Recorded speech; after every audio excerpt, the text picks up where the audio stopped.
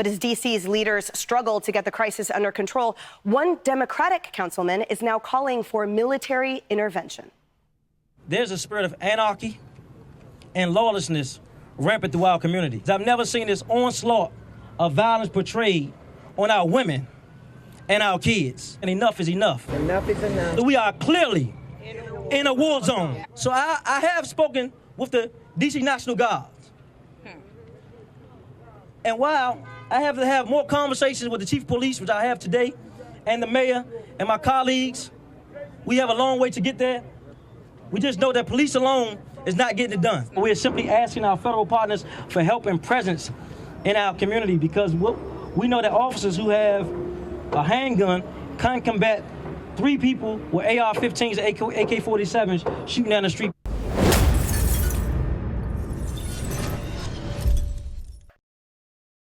All right, people, so today we are talking about Washington, D.C. and their crime crisis. Now, we recently did a video on how because of the raging crime in the district that now supermarkets and stuff are closing and people can't even shop for food because, you know, it's just like people are just going in and taking stuff and there's no consequences because of things like bail reform where you can shoplift 200 times in one setting and they'll let you out to go do it again. So it's wild because after the George Floyd incident happened, it was determined that police across the country are racist. And that because of racist police, it seemed like we had to allow criminals who happened to be black or minority, we had to let them go.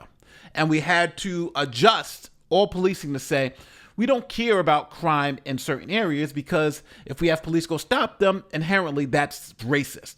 And if you think about it, it is a ridiculous concept to believe that police officers who are arresting people for shoplifting and murders are just inherently racist. So it seems like what's been happening is that police have now had to take this hands-off approach because that's what the politicians have want. Politicians are like, we don't want you to arrest these people. We don't want you to be as proactive as you were before. So police have been pulling back. Now it's gotten so bad in these communities that the people in these communities are now begging for more than just their local law enforcement. They're calling for the National Guard to come and help because, as you heard, it's become a war zone. It's become a war zone.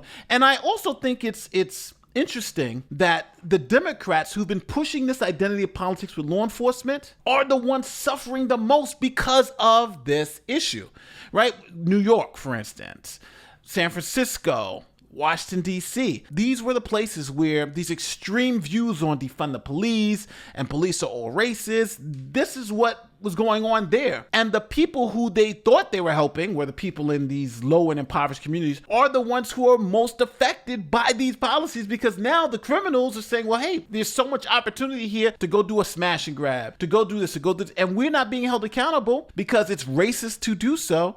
Well, then guess what? Let's just do it. And now it's become essentially a war zone. But now how do you fix it? Do you bring the police back in? Because if you bring the police back in, that essentially says your policies were dumb and stupid, and you have to admit that, you know, what you were doing wasn't really for the good of the people. It was good for a soundbite on TV. So let's look at this news report about how the DC mayor now responds. Because again, the DC mayor is one of these raging liberals who doesn't really care about the people in this district because, again, it's all about the message. And the message is police bad, black people good, even the ones that commit crimes. And we want to have this hands-off approach. And no, you know, these people will be all right being in their war zone, right?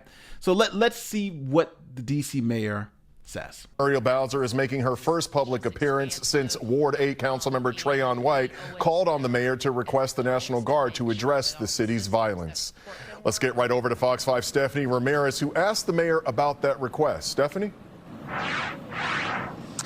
And Shamar, we know Councilmember Trayon White last week when he made the call did not mince words, saying that D.C. is experiencing a war zone in the district. Now, today we did, yes, get to ask D.C. Mayor Muriel Bowser about this. She said that she's happy to work with the council member, also shares his safety concerns. What's interesting is that the city has seen this before. Fox 5 D.C. pulled the archives from back in the 90s when former Mayor Sharon Pratt Kelly was calling on the National Guard to address the crime in the the district then, D.C. dealing with drugs and gang violence in the city. And it was asked of the former mayor then whether making this request would be an admission that the capital city is out of control. I want you to listen to that former interview as well as D.C. Mayor Muriel Bowser's response today.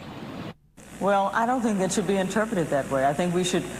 I'm the chief executive of the District of Columbia. I have a responsibility to provide for the public safety of our citizens, and I'll use whatever means at my disposal. I'll call upon whatever federal assistance is available. I'm not prepared to talk about 1993. I can tell you that we're very focused on how we deploy the resources that we control, and we will continue to do that. The crime rate is ridiculous. These past at least 10 years or so, it seems to just been increasing. I'm not sure how much the Guard could help with that. They should consult the police and see what they need. If they need the resources, definitely, yeah. The kids in the community, they don't have no guidance, and their fathers and their parents can't go out there and help them because a lot of the times they don't even know the kids. So, of course, the mayor should bring in the National Guard to help police and patrol the neighborhoods. The killing is out of hand. It got to stop.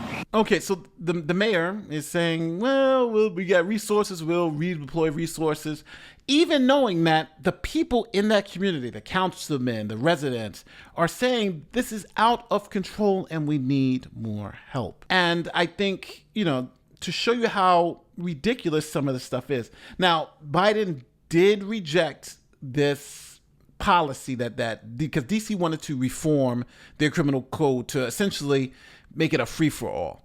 And the Biden administration, no matter what you think about Joe Biden, was like, you guys are going too crazy. But I want you to just listen to some of the things that they were planning to do to their criminal code to make it less harsh on the criminal. Check this out. Did talk to the team, and we have a couple of things that I just want to lay out for all of you and on what the DC bill does. It reduces maximum penalties for offenses like murders and other homicides, armed home invasion burglaries, armed carjackings, as I mentioned, armed robberies, unlawful gun possession, and some sexual assault offenses. So you see, this light on crime approach has just made it embolden the criminals because they're not stupid, right? They're not stupid. They're saying, hell, this is great. This is fantastic. They're going to be lighter sentences. They're letting us out for petty crimes, And this was supposed to help the people in the inner cities because police was inherently racist.